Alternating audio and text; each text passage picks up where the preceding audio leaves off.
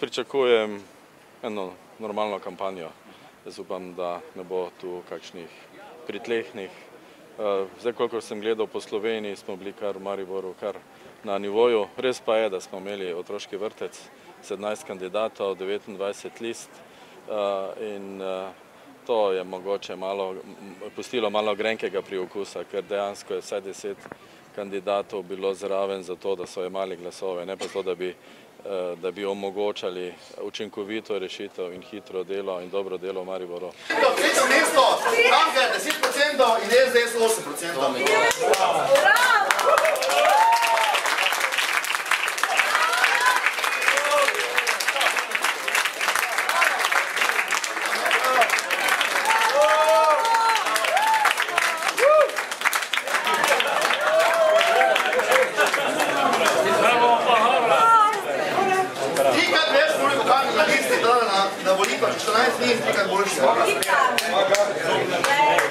Kakšni so vaši aduti, s katerimi boste zmagali v drugem krogu?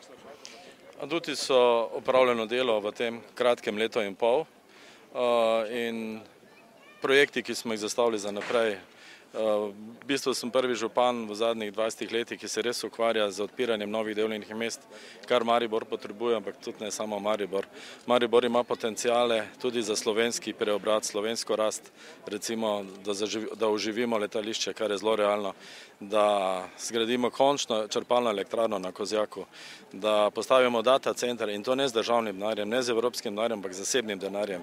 In to je to, kar tudi rabi Slovenija. Kako boste sestavljali koalicije?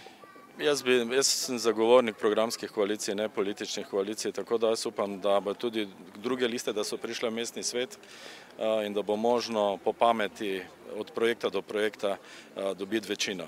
Kako komentirate, da je Francu Kanglerju vseeno uspelo zbrati teh po naših raziskavah 18% glasov? Ja, Maribor je v zelo težki situaciji in teh 18% govori o tem. Tako da Maribor ima, bi rekel, v bistvu obstajata dva Maribora. Na eni strani ponižan, razžaljen Maribor, ki potrebuje hitre rešitve, preproste besede, na drugi strani pa Maribor, ki je pripravljen tudi malo počakati, pogledati v prihodnost in skupaj delati za prihodnost. Seveda bom župan vseh Mariborčanov, ampak ta, bi rekel, velika revščina, ki je v Mariboru, se ne da spregledati. Zato je treba to dvojnost imeti v mislih.